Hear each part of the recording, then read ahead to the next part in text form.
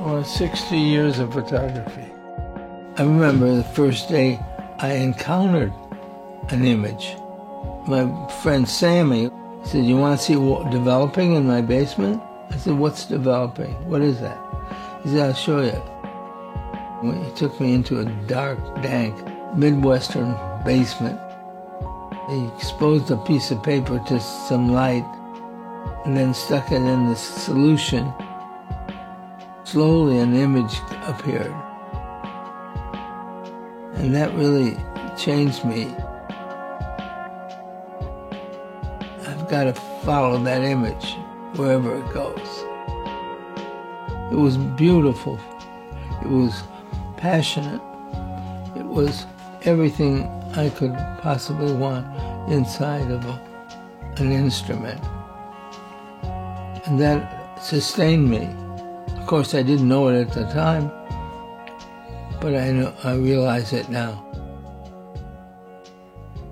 I was a boy with a camera. A boy with a camera. Right. In the beginning, I was very involved with a group of teenagers. They called themselves the Jokers. I was attracted to them. I was attached to them. I didn't patronize them.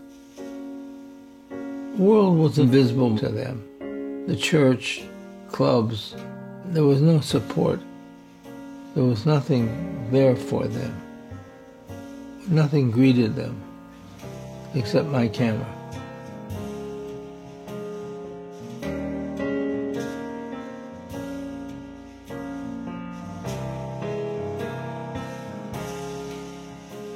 I was always a lonely, depressed kid, isolated. I could relate to their depression and their tension and their loss.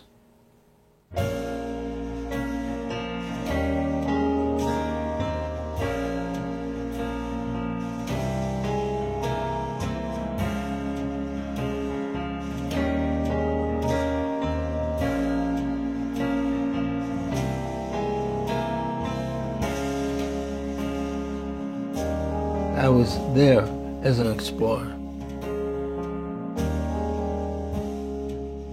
They opened up their hearts. Of course, I knew they were going to get a picture, and that helped too.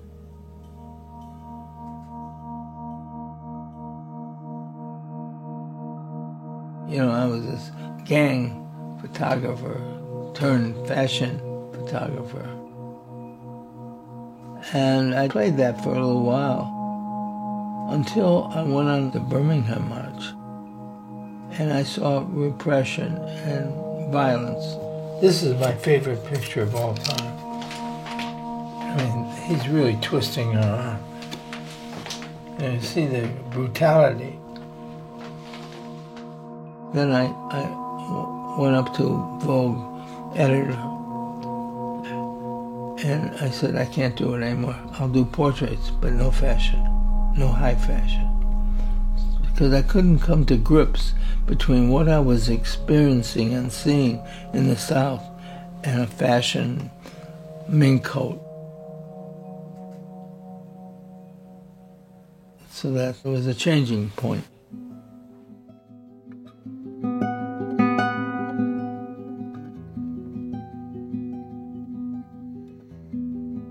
I photographed the Freedom Ride from Montgomery, Alabama to Jackson, Mississippi. I had great respect and admiration for those who endured their life. And I learned from them. I learned a lot as a white boy from the Midwest. People that were basically invisible to me became visible.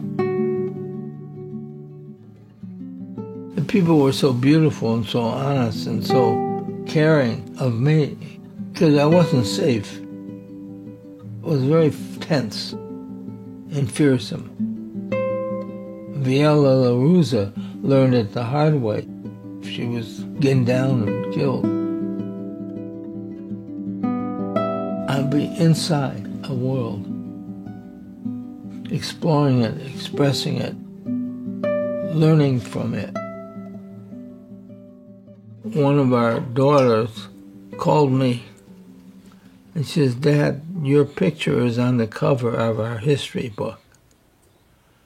Your picture of the young man with the word vote written on across his forehead. They're shown that in our class."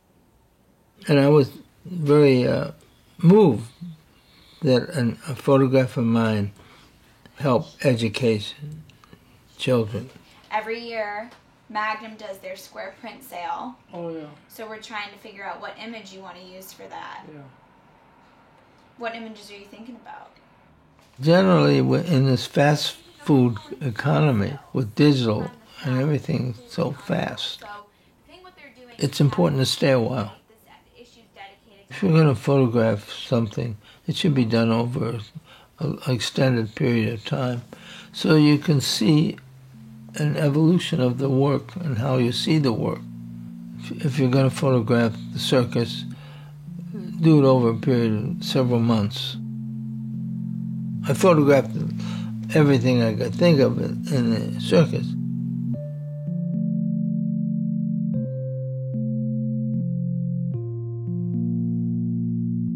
But basically came back to Jimmy and our relationship.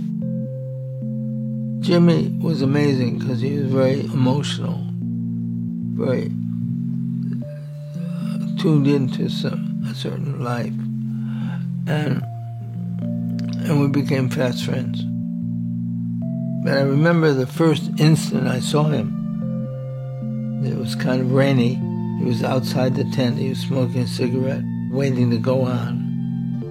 I walked up to him, but I didn't smile. I just looked at him. I got the idea that I didn't want him clowning. I wanted him to be. And that's what our relationship became. And it was lonely and very often painful. They get arthritis or rheumatism. I was sensitive and exposed to his pain.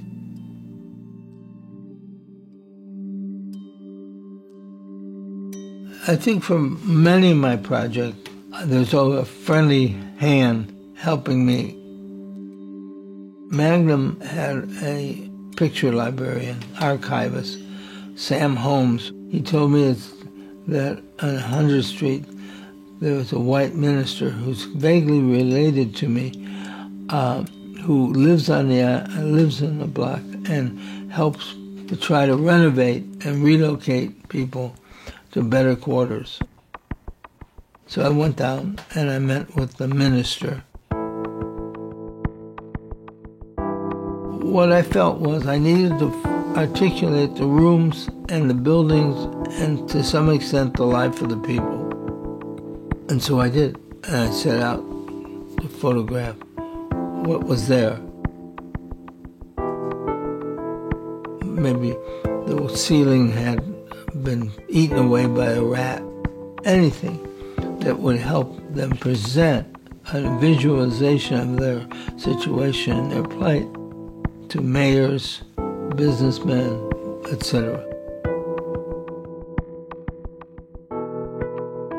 One day, I was standing there waiting, and a woman came up to me and she said, "What are you doing?" I said, I'm photographing the ghetto. I'm photographing the ghetto, I said. She said, "Oh, is that right?" I said, "What you call a ghetto, I call my home."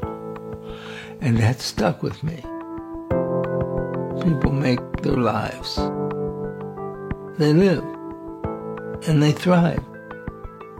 And I was very honored and delighted that they allowed me into the community the way they did.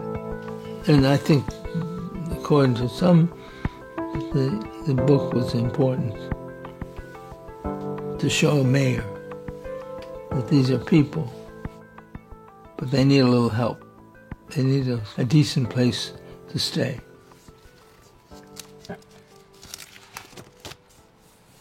Yeah, this is the good old days. The good old days. What are you doing? Should I Oh, yeah, come on in, see.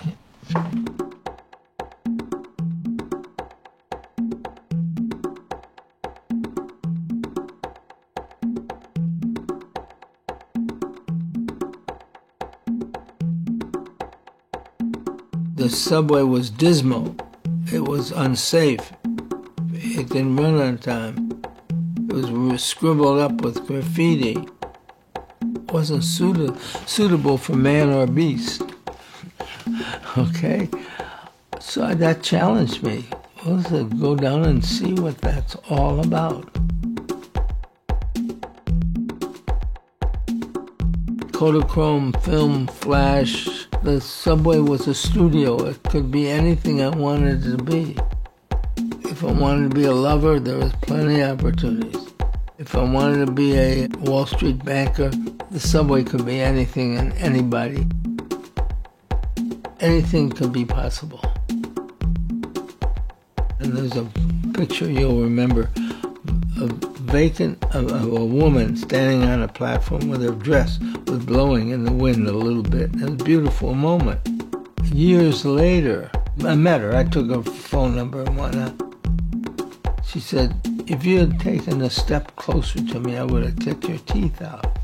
And she was a big woman. She could have done it. I slid in there before all the renovation was finished. Like any love affair, you know when it's over. Now I can afford to take taxis. I should do something on taxis. I'm a different person, a different photographer than I was 50 years ago. Thank God. I'm moving on, you know? This is a good print.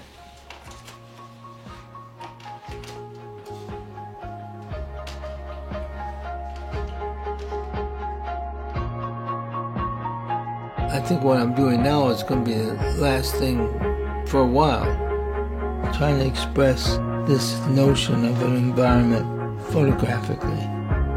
We'll see where that takes me. There's still lead in the pencil. Let's put it that way. But just keep going on. Gauge beauty and meaning. It's still kicking and clicking. Main thing is keep clicking. That's it. Keep clicking.